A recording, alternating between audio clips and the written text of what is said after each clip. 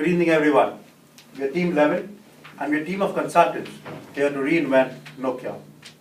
Nokia lost a fifth of its market share in about a year's time. But it's still the largest handset manufacturer. But who are making the profits is the Apple and the Androids of the world. We understand that Nokia has lost market share to Apple and Samsung rapidly.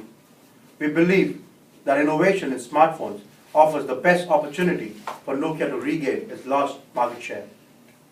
Nokia performance has suffered because of delayed responses to market expectations and even not anticipating the right trends. Symbian is a syncing platform. Symbian could not be updated or could not be brought up to the market standards as compared to an Android or an iOS. Windows 07 operating system may be too little or too late. A lot of current consumers do not intend to switch over to a Windows phone. The latest designs look like a guesswork, hit and miss tactics. The R&D at Nokia needs to be reviewed. Nokia failed to live up to its own hype. Nokia spends a lot of money in marketing, but unfortunately, it does not live up to the expectations of consumers for the new models. OVI stores never really took off. And the most important point, it was slow in reacting to future changes. Nokia defined the look and the technology of the early mobile boom. Now Finland's most famous company is powering down, and unfortunately, it's getting disconnected from people. To take it forward on innovation standards, let me call upon Weber. Thank you. Thanks, Chirag. I'm going to talk about innovation intent. And one of the key drivers for a company to accept innovation is to have leaders who are willing to accept innovation and the risk associated with it. The best news for Nokia is that they have a strong leadership in the form of Stephen, and he believes that Nokia needs to reorganize and realign its strategies in order to regain its lost market shares. Then there are other innovation intents that includes factors like the emerging BRIC economies. Then there is a strong pressure from the stockholders and the customers. We believe that there's a growth gap of $348 million in the next 2 years, so the time for innovation is now. So, well, Nokia has lost a lot of market share in the West, but it has consolidated some of its market in the Eastern markets. So maybe the best solution is the one which is global, so that Nokia can get the lost market share of Western economy and can consolidate its hold in the Southeast Asian markets and Latin markets. So it's got to be a pathfinder solution. Nokia needs to be a pathfinder. It would require a breakthrough technology, so it's going to be a big investment. So to discuss more, let me invite Juan Pablo to discuss the trends and drivers. We divide trends and drivers in 4 quadrants. In the first quadrant, we have mega global forces.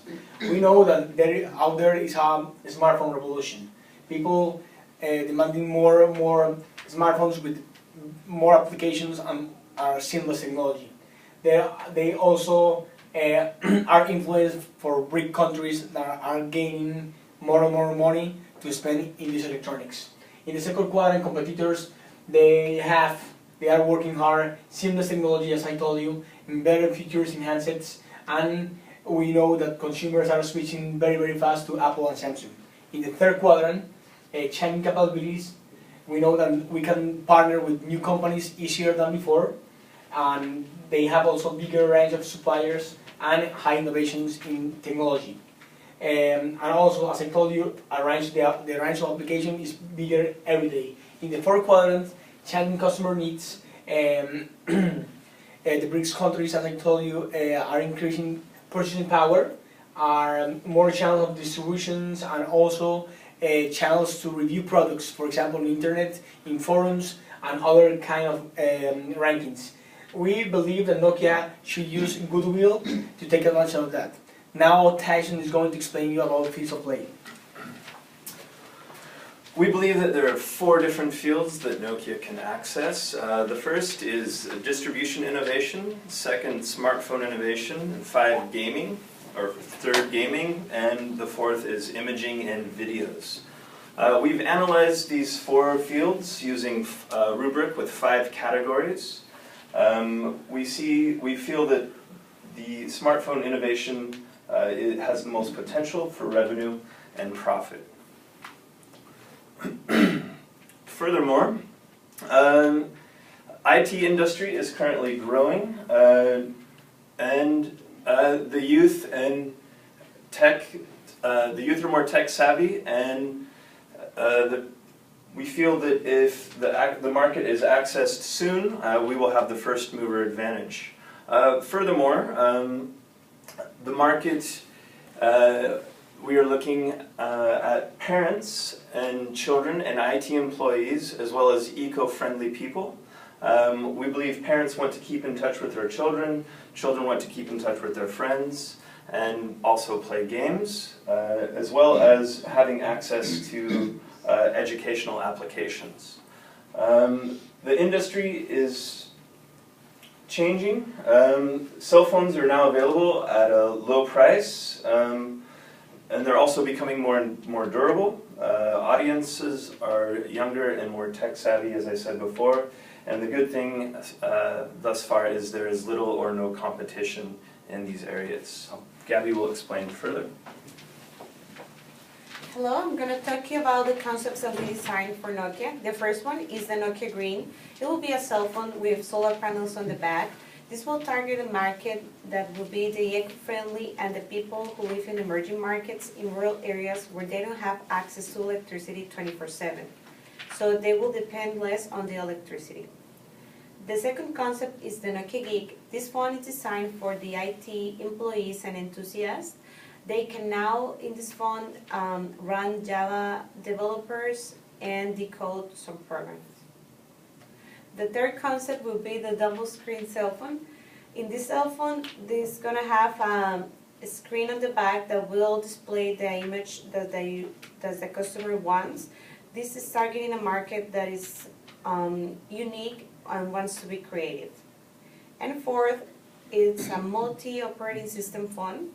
This phone will have multi-operating system, and the customers will not have to choose and compromise the applications they can find in the other one.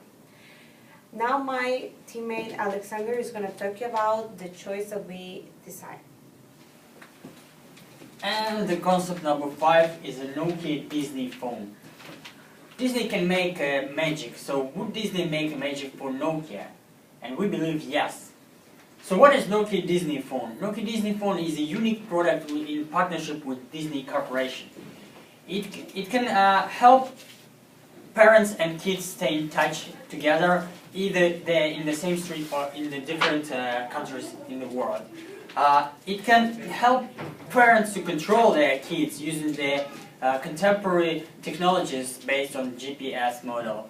It can help kids to be more educated using the installed applications.